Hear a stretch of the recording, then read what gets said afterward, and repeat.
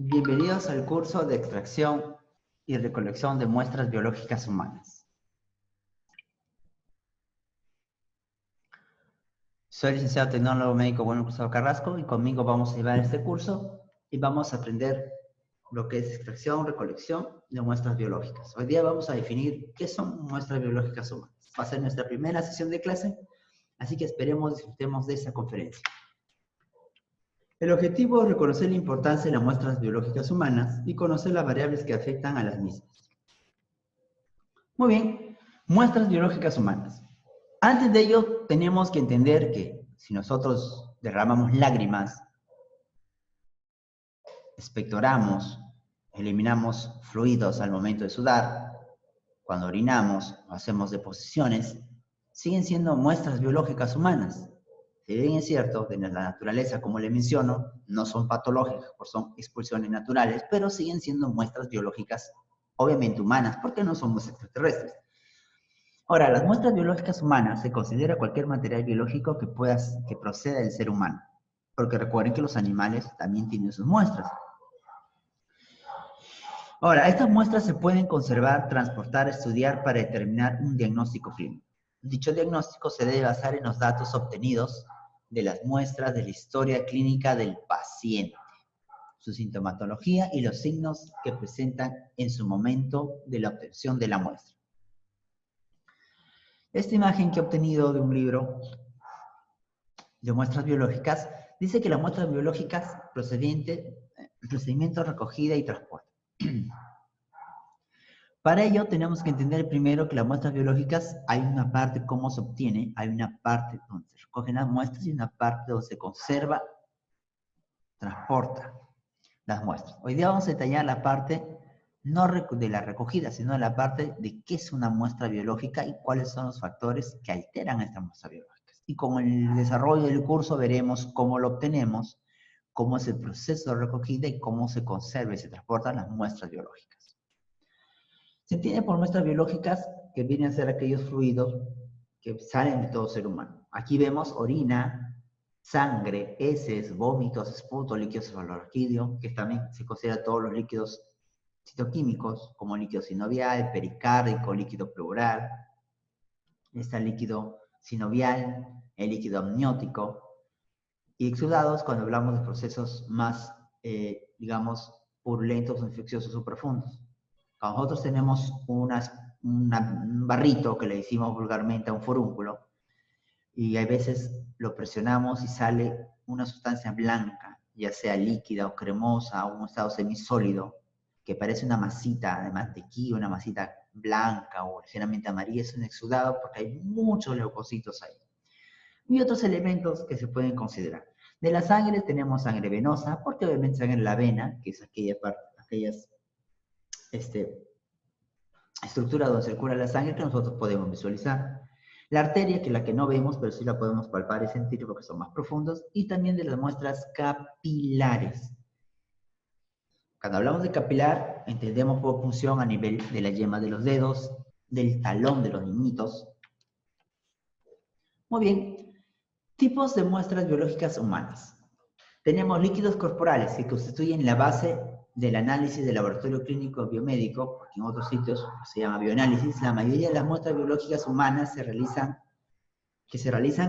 se corresponden a este tipo. En este grupo se incluyen orina, sangre total, plasma, suero, líquido cefalorraquídeo, sinovial y todos los líquidos sabidos y por haber. Exudado, hablamos de líquidos anormales. Entiéndase por exudado aquella alteración ya patológica en sí.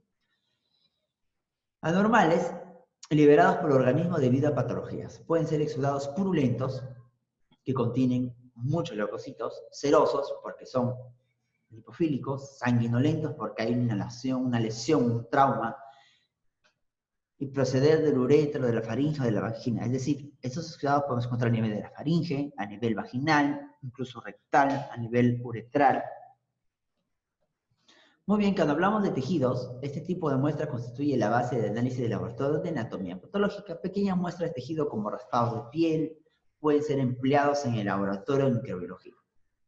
Secreciones son sustancias que el organismo segrega para acometer diversas funciones. Estas secreciones pueden verse alteradas por patologías tanto en cantidades como en aspecto, Una secreción muy típica empleada en el laboratorio de metrología es el esputo. Obviamente, que el esputo, que es la flema, o que vulgarmente nosotros decimos el pollo, ¿ya?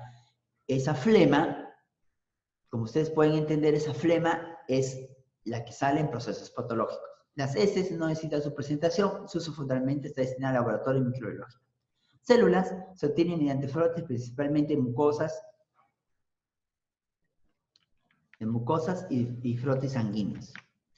Muy bien, resumiendo un poco los tipos de muestras, se puede decir que muestras utilizadas en las determinaciones bioquímicas tenemos las siguientes: sangre venosa, sueroplasma, para hacer un cuadro resumen de todo lo leído, arterial, capilar, gota de sangre en papel de filtro, tenemos orina, heces, líquidos cefalorraquídeos, esputo, saliva, tejido y células, aspirado, por ejemplo, cambios pleural, acítico, sinovial, duodenal, pseudoquistes pancreáticos, cálculos, diversas cosas. Muy bien, función del personal técnico laboratorio en cada fase de las pruebas diagnósticas. Con lo que le digo no significa que porque tú eres profesional y estás estudiando esta carrera de técnico, porque que hables profesional, tú te vas a ver minimizado, no. Lo que pasa es que hay normativas que vamos a detallar la clase que viene, que ya, por ejemplo, a nivel de MINSA, detallan que el personal técnico es encargado para la toma de muestra, y significa que cuando digo por ley, significa que en las áreas donde está la normativa 072, que es la que actual todavía no tiene una modificación, pero está el personal técnico en la toma de muestra, no significa que un profesional puede estar en la parte de toma de muestra. Y como está por ley, significa que la mayoría de cosas que puedan pasar siempre va a ser encargo al que, bueno, se va a llamar la atención a aquel que está a cargo, que en este caso es el técnico. Ahora, eso no significa que el técnico suba al área de procesos a ayudar. Lo puede hacer, sí, pero si algo sucede o algo no hace bien, no van a decir Juancito fue o Julianita fue. Es el que está a cargo, y como por ley pertenece al profesional, significa que él lleva la responsabilidad. Entonces, funciona el personal técnico en laboratorio en cada fase de las pruebas. Muy bien. Significa que el personal técnico que está en la toma de muestras significa que debe tener una orientación al paciente antes de la prueba, durante la prueba hace apoyo, y debería haber un seguimiento, control, en este caso al paciente o resultados.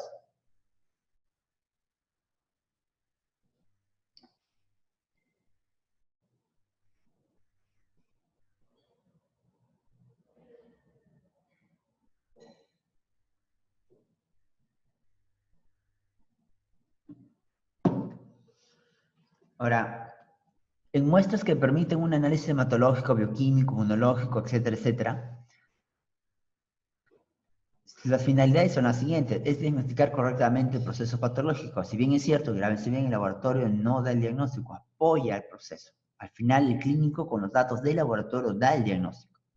Hacer un seguimiento de una enfermedad ya diagnosticada, descartar procesos patológicos, investigación clínica y genética.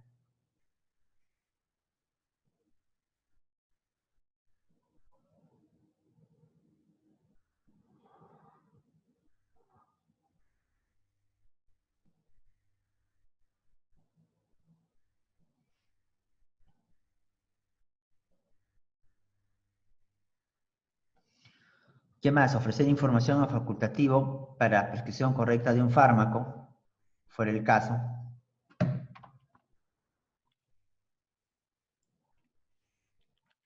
Muy bien, ahora, de la obtención de muestra, que se va a detallar con el paso del tiempo, y hoy estamos hablando de las muestras biológicas, hay una parte muy importante, que es la parte preanalítica, que incluye la preparación del paciente y el material necesario para la recogida de muestra y para su posterior almacenamiento y transporte. Hay más partes analítica, postanalítica, que ya detallaremos en el tiempo, pero quiero que se ubiquen aquí hasta el puntero láser. La preanalítica es petición de elaboración del médico, preparación del paciente, explicación, obtención de la muestra y transporte del laboratorio.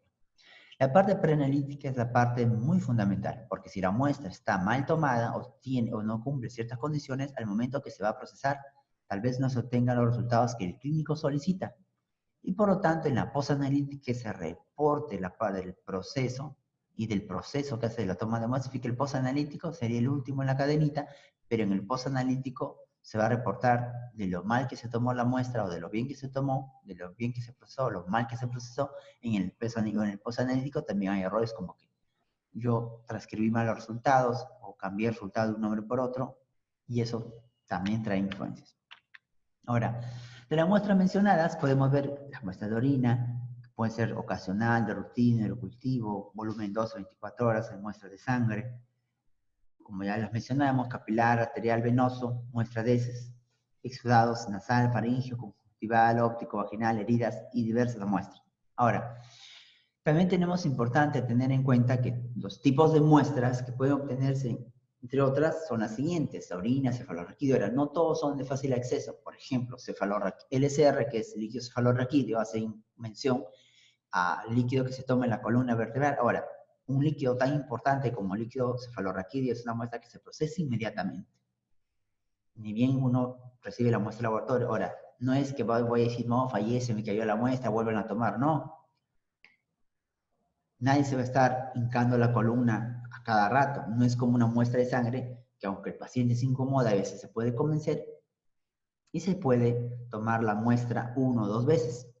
Ahora, lo importante es la solicitud impreso, que debe contener o debe llevar los datos y la prueba que se solicita. Y otra importante es la interrelación con otros profesionales, en este caso enfermería, ya que como ustedes pueden ver incluso en noticias de COVID, si trabajo, por ejemplo, un sitio de emergencia o una urgencia, o se conoce como UCI, UCI, como los hospitales a veces lo tienen, entonces significa que el enfermero está a cargo del paciente. A veces uno va a llegar y hay que preguntarle a la enfermera si está bajo antibióticos o no, si está bajo medicamento, porque muchas pruebas se alteran. Por ejemplo, si tenemos que tomar el hemocultivo, no sabemos a qué hora se le prescribió, perdón, qué medicamento se les prescribió, o a qué hora inocularon o le pusieron la ampolla, para ponerlo así, del medicamento.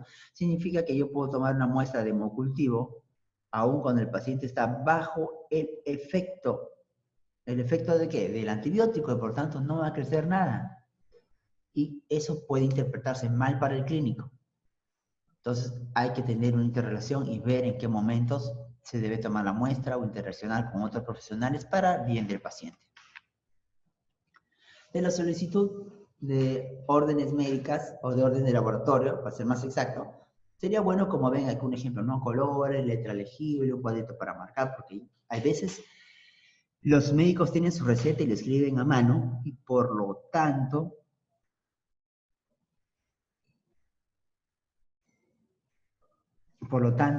no se ve, no se suele entender, y a veces se encaja, o el área que cobra suele interpretar el examen uno por otro, y se cobra un examen que no es, o se procesa un examen que no es. Ahora, pautas a seguir para la obtención de muestras es que acompañar las muestras siempre con una impresa solicitud, indicar al paciente las precauciones a tener en cuenta ante la recogida de la toma de muestra. Hoy en día, ya en Lima, en algunos laboratorios, se hace firmar una orden de consentimiento para la toma de muestras, donde el paciente está consciente que se le puede volver a picar otra vez, que va a sufrir una laceración, una lesión que puede dejarle ver de su mano, y así, pues, librarnos, ¿no?, de alguna denuncia que algunos abogados dedicados a evidencias, a hechos basados en evidencias, suelen hacer a los laboratorios, para recoger las muestras teniendo en cuenta las máximas condiciones de asepsia. Hoy en día, ya que los protocolos COVID, hay que tener en cuenta, ¿no?, no solo la protección. Identificar correctamente los datos que figuran en el impreso. Si en la solicitud dice Juan García José, hay que ver si Juan García José es hijo o es el papá, porque suele ver que a veces papá e hijo llevan el mismo nombre y el mismo apellido. Manipular las muestras siempre con guantes. Manipular las muestras tomando todas las precauciones necesarias. Utilizar siempre que sea posible recipientes desechables y procesar los recipientes como si tratase de residuos biológicos. Castellano: al paciente se lo trata, por más que no esté enfermo, así sea de rutina, se lo trata como un fluido o como digamos, potencial fuente de infección. Eso no significa que cuando el paciente venga le va a decir, no, tú no. Educadamente se le trata con respeto, con amabilidad, pero se tiene que tener la distancia prudente ahora por el COVID y tomar la muestra con precaución. Muy bien. En la petición de prueba nunca olviden que va el nombre, el apellido del paciente, su edad, la historia clínica si fuera el caso, donde esté en un hospital, por ejemplo, o una clínica, nombre, código y firma del médico que solicita, porque si no, cuando yo quiero preguntar y decirle que esta prueba demora, paciente. Y el paciente no quiere entender y entonces tengo que saber qué clínico, así que solicitó. Entonces, en todo caso, habría problemas.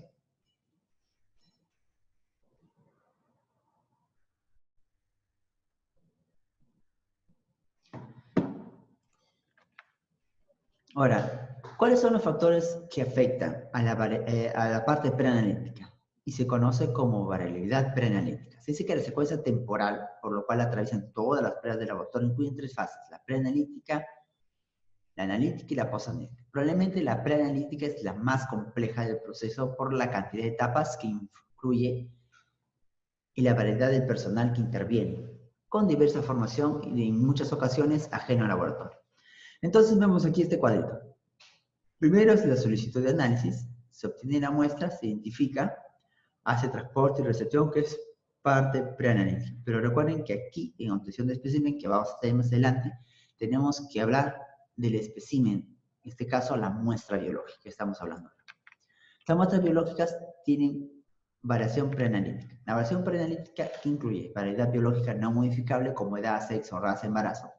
Por ejemplo, si alguien viene con 60 años, tú no le dices, señor, reduzcase su edad, ya, o niñito de 6 meses, gordito, no se puede tomar la muestra, tú no le vas a hacer un chasquido y que crezca para sacarle la muestra, no. ¿Qué más? Variabilidad biológica modificable. Hablamos de variaciones cíclicas en cuanto a la producción de las hormonas, dieta, actividad, ejercicio o estrés, entorno que rodea, ingesta de fármacos. Variabilidad debido al momento de extracción, hablamos postura, tiempo, aplicación torniquete. Variedad debido al espécimen, tenemos características físicas, esterilidad constituyente, recipiente para la muestra. Muy bien, recuerden que en variedad del laboratorio tenemos la variedad biológica, que vamos a detallar, que habla la interindividual, que afectan a la variedad analítica, que incluye la preanalítica, analítica y posanalítica.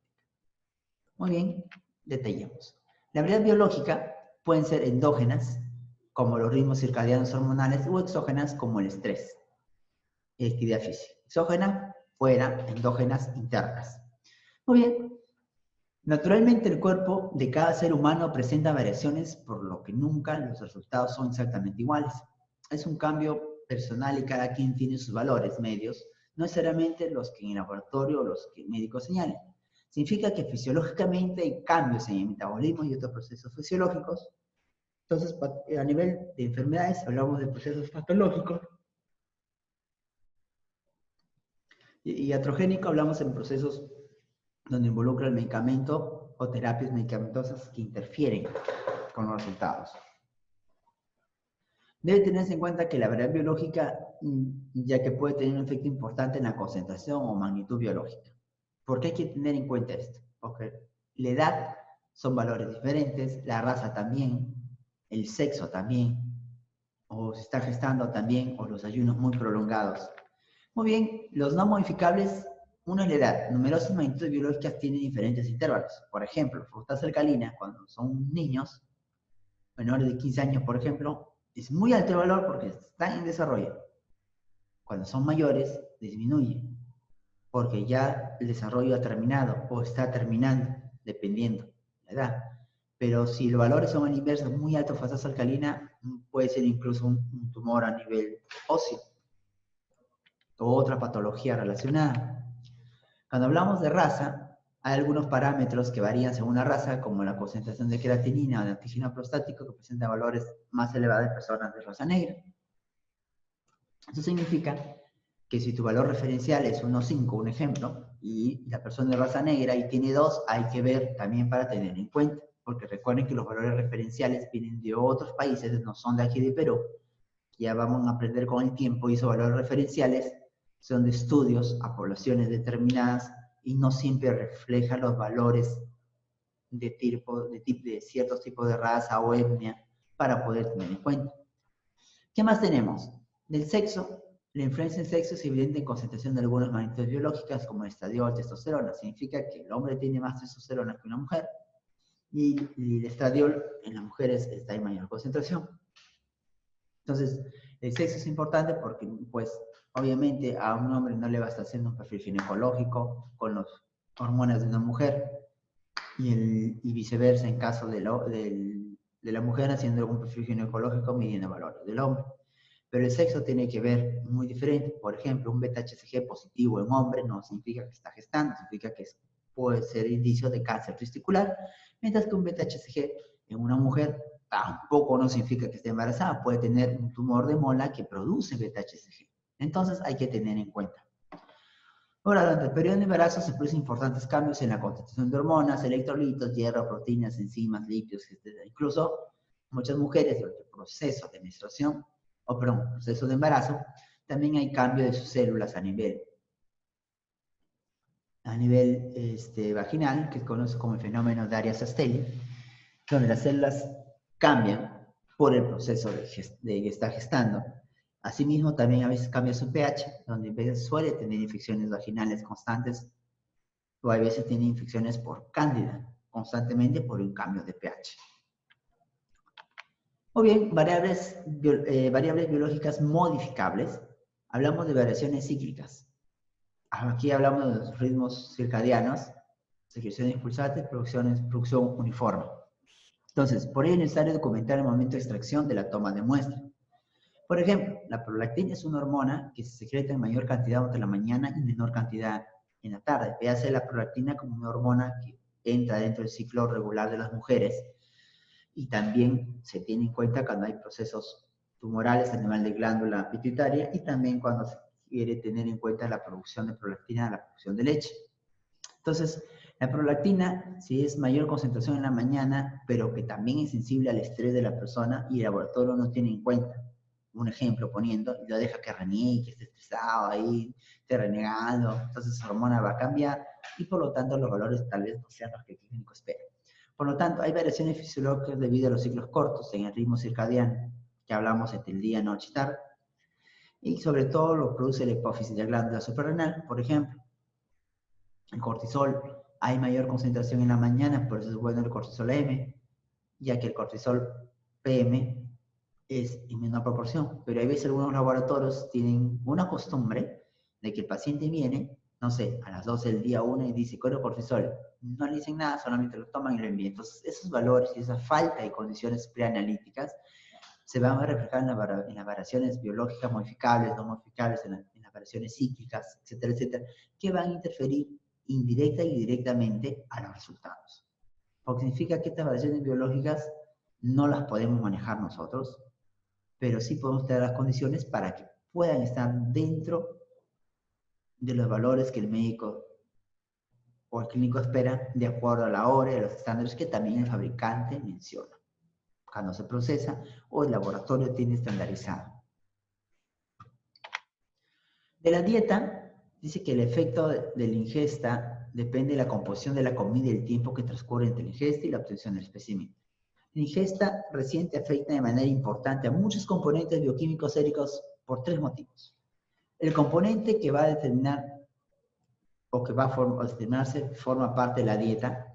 Tras una comida rica en grasa, los triglicéridos pueden alcanzar un nivel hasta 10 veces superior. Es decir, que si comemos triglicéridos o véase comidas ricas en grasa como un pollo a la brasa, un salchiburrito, un burrito, perrito caliente, bueno, pizza, todo su nombre, todo lo que es grasoso, que por cierto ya me rico cuando no tiene hambre, significa que transcurrido cierto tiempo, en este caso puede ser 1 hora o 2 horas, va a alcanzar valores altos, los cuales si no uno no indica el ayuno correcto, se ve reflejado en resultados altos en el paciente.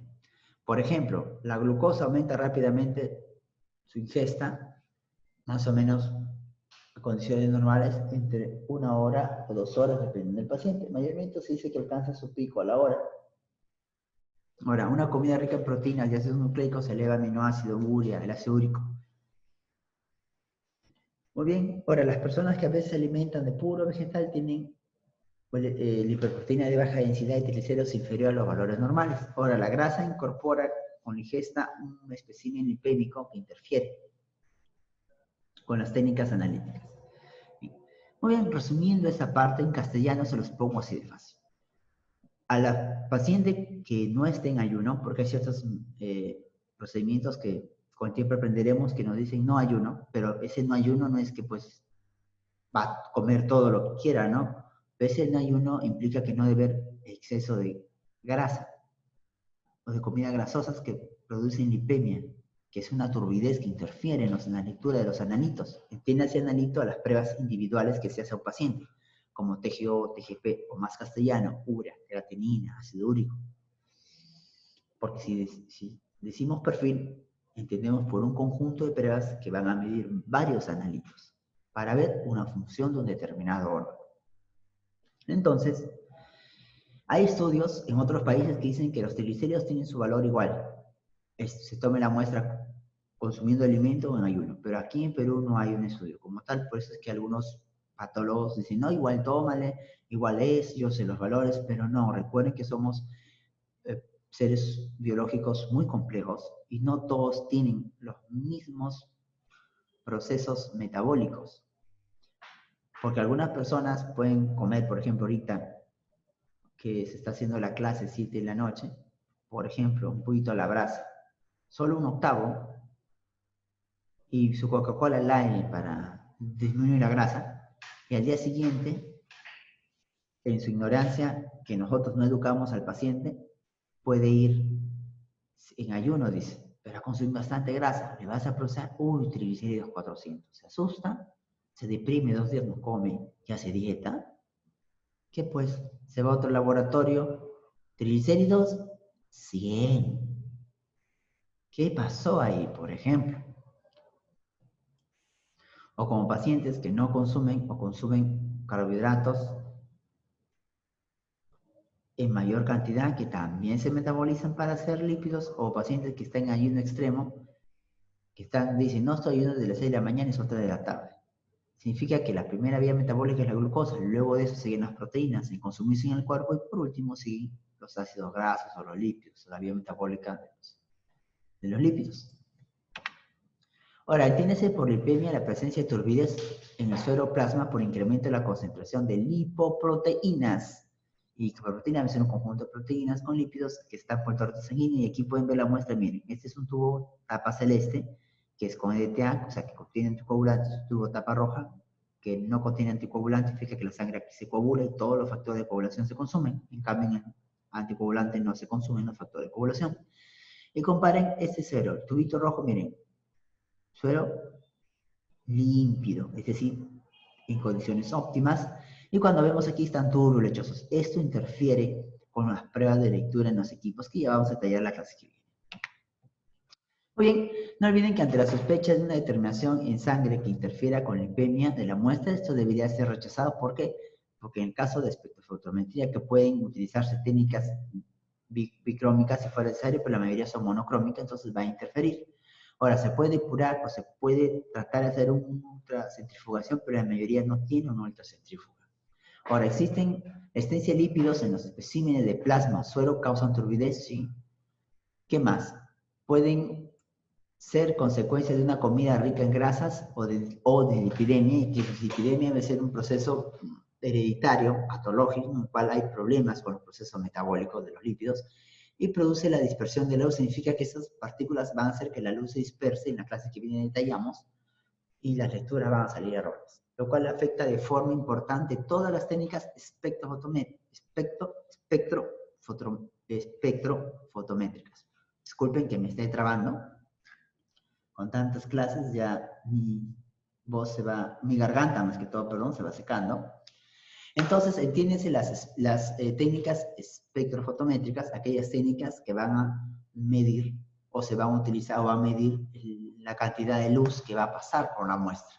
Ya véase, todas las pruebas de bioquímica en su mayoría son espectrofotométricas. Entonces, va a interferir porque las partículas van a hacer que la luz se disperse y por lo tanto va a haber una mala lectura en el químico. También la turbidez puede producir interferencia por un mecanismo físico-químico, ya que las lipoproteínas de la muestra pueden incorporar constituyentes lipofílicos que hacen disminuir la accesibilidad a los anticuerpos empleados en los inmunoanálisis.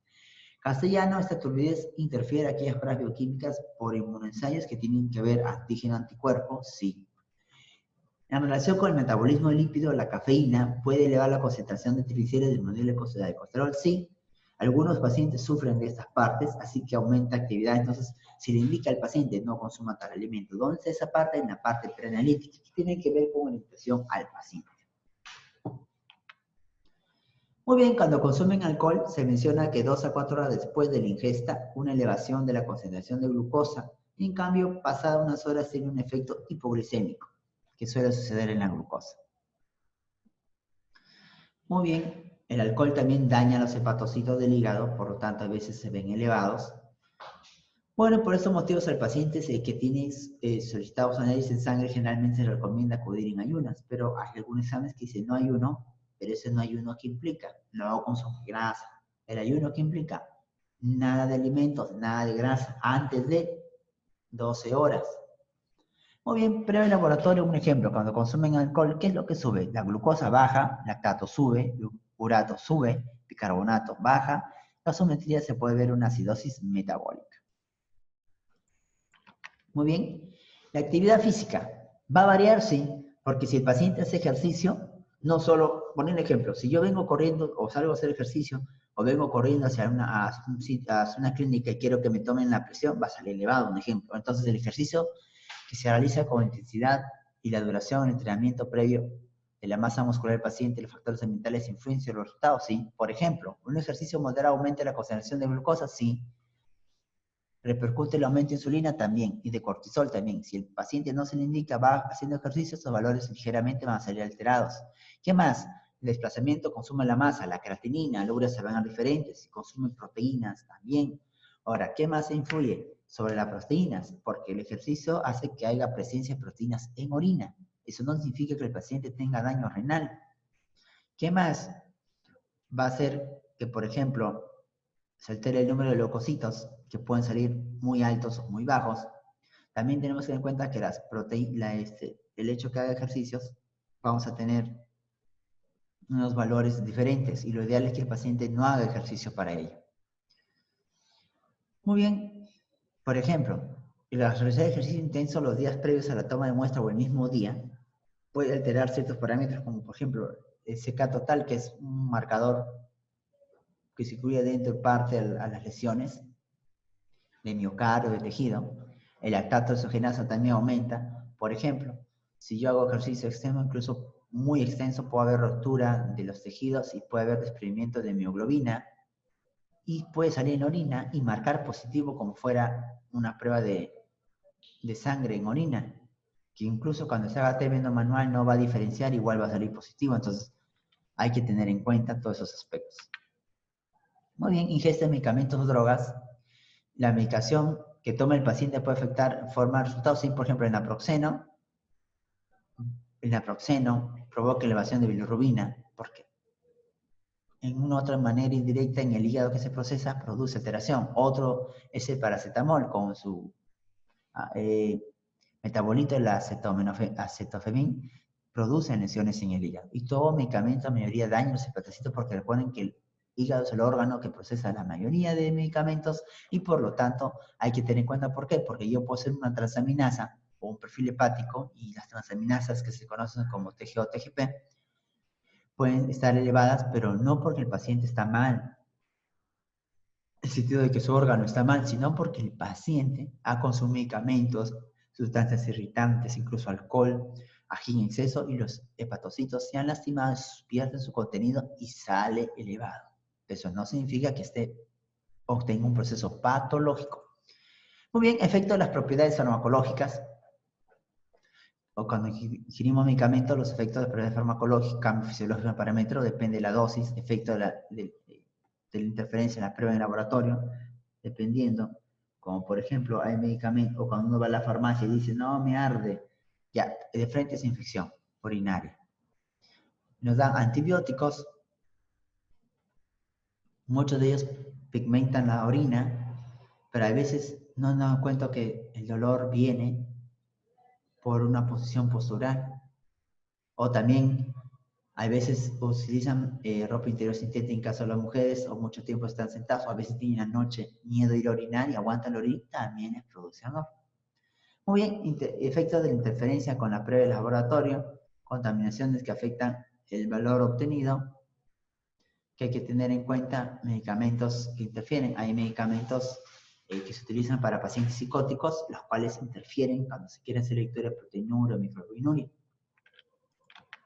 Muy bien. Ahora, cuando las personas fuman así esporádicamente, aumentan ¿qué cosa?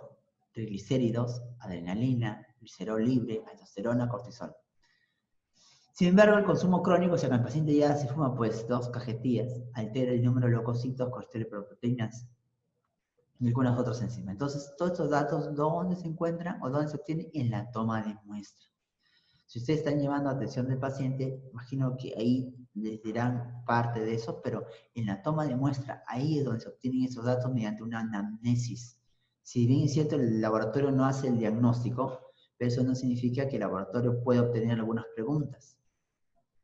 Muy bien, por ejemplo, en caso de fumadores, la hemoglobina se mantiene, catecolamina sube, cortisol sube, eosinófilos baja, ácido graso sube, neutrófilos sube, el glucosito sube, valores a tener en cuenta. Bueno, casi ya terminando, tenemos la variabilidad debida al movimiento de la extracción, que incluye la postura. Cuando tú cambias de postura, si estás echado o parado, algunas literaturas refieren de que el paciente, que las proteínas se alteran o algunos elementos cambian. Si bien es cierto, para que esto se vea tan real, se tendría que hacer estudio en los laboratorios donde estamos para ver si es cierto o no que puede suceder estas cosas como tal. Pero los cambios de postura, cuando uno está, por ejemplo, en reposo, internado, a veces la circulación sanguínea disminuye, incluso hasta la extracción de la muestra es difícil. Pero si bien es cierto, los cambios de postura, al menos en experiencia, no he visto que, o no me he percatado de los cambios como tales que menciona, pero algunos cambios, algunas literaturas mencionan de postura como la presencia de proteínas, o cambio en la irrigación de la sangre, se ven síntomas parado, sentado, o si cambia de posición, hay veces estás echado, eso. A veces dicen o mencionan que suele salir algunos trazas de proteínas en orina. Pero bueno, tendrías que hacerse un estudio para asesorarlo, porque los estudios obviamente no están hechos en Perú, así que habrá que ver si la raza peruana también se ve afectada al 100% en esos detalles. Tiempo de aplicación de torniquete, si bien es cierto, alguna literatura menciona 1 minuto a 2, y otros mencionan que cuando sobrepasa los 5 minutos, pues hay ciertos elementos que están dentro de nuestras células que se van a advertir al contenido donde vamos a hacer la muestra, y otros mencionan que algunos analitos sí y otros no. Entonces, el tiempo de aplicación de torniquetes, lo ideal es que sea 1 minuto. Algunos mencionan unos 2 minutos, puede producir una hemoconcentración, es decir, no se corta la circulación y en esa zona se hemoconcentra. Muy bien, otro que altera la variabilidad del espécimen o de la muestra es la hemólisis. Muy bien, la hemólisis consiste en la liberación de los constituyentes celulares como la hemoglobina, desde los hematíes hasta el plasma o el suero. Puede ser consecuencia de una enfermedad in vivo o de una extracción o procedimiento preanalítico de muestra incorrecto. In vitro significa en el laboratorio. Se reconoce generalmente el color rojizo, como pueden ver acá la hemólisis color rojo, que adquiere el plasma o suero tras centrifugar el tubo, aunque puede haberse una ligera hemólisis. Ahora, también cuando a veces el tubo está destapado y yo pongo un tubo de equilibrio destapado también, lo pongo, ¡pluc!, lo suelto, sale una gotita de agua acá y la muestra ya se hemoliza. Muy bien. ¿Qué más? La concentración de varios constituyentes es diferente en el suero y en los hematíes, y la rotura de estos, o sea, de los hematíes, va a liberar potasio, cloro, lactato, isogenasa, también transaminasas, TGO, por ejemplo. Además, el color de hemoglobina puede interferir directamente en muchas estimaciones colorimétricas. Significa que cuanto más hemolizada está la muestra, como pueden ver aquí las cruces, significa que va a interferir. Y lo recomendable es que si está hemolizado, mejor llamen al paciente. Fibrina es otro aspecto que interfiere, porque la fibrina es un interferente que aparece frontalmente en muestras de suero cuando no se espera el tiempo. Ya vamos a ver otra clase que de acuerdo al fabricante hay tiempos y criterios, pero la fibrina es un agente físico que interfiere. ¿Por qué? Porque cuando hablamos de equipos automatizados, pues el equipo automatizado no es como nosotros, que lo puede sacar la fibrina, como ven aquí. Baja la pipeta, se tapa la fibrina y ya pues nos quedamos sin equipo, se obstruye, y si no podemos arreglarlo ya, en cambio de manera manual tú lo puedes sacar.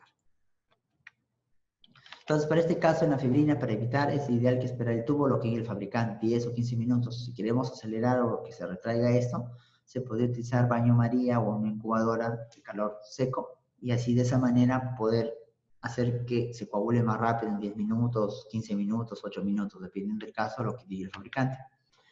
Estabilidad de los constituyentes, es conveniente separar el suero del plasma de las células lo más antes posible. En castellano, esto se traduce que en estabilidad constituyentes tiene que ver el tubo que nosotros vamos a utilizar de acuerdo al examen de laboratorio que se necesita.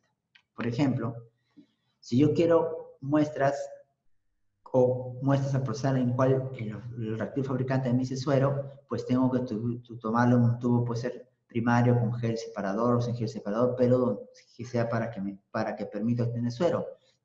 Ahora, si el fabricante no menciona ninguno de sus muestras, ninguno de los analitos a procesar plasma, pues el hecho que yo tome plasma va a interferir en la muestra, pues salirme bajo, muy alto, o el equipo no lo puede leer. Entonces hay que tener en cuenta eso. Entonces, ahora, como le estaba mencionando, esta parte de estabilidad de los constituyentes tiene que ver en relación a qué? En relación a la muestra y el tubo que se obtiene. Por ejemplo, aquí hablamos de que antioxidantes, glutatión peroxidasa. ¿Qué tubo se recomienda? Tubo verde, así es. Acá también se indica el grado de temperatura a conservar. Y sangre con heparina. ¿Qué busca sangre total? Muy bien, antiproteína soluble hepática, por ejemplo. ¿Qué se pide? Un tubo rojo. Puede ser un tubo tapa María primario, pero aquí dice tubo rojo. ¿Cómo se conserva también? Entonces, no olviden, chicos, que hay que tener en cuenta que las muestras biológicas son muy importantes, pero esas muestras biológicas siempre van a estar condicionadas o sujetos ¿a qué? A la variedad biológica, a la variedad preanalítica, que es la biológica, incluye las no modificables, las que son modificables, y la variedad debido al espécimen. Entonces, algunas variables podemos indirectamente modificarlas y otras no. Así que hay que tener en cuenta todos estos criterios y espero las clases le haya sido de mucha utilidad y nos vemos hasta la próxima sesión. Gracias.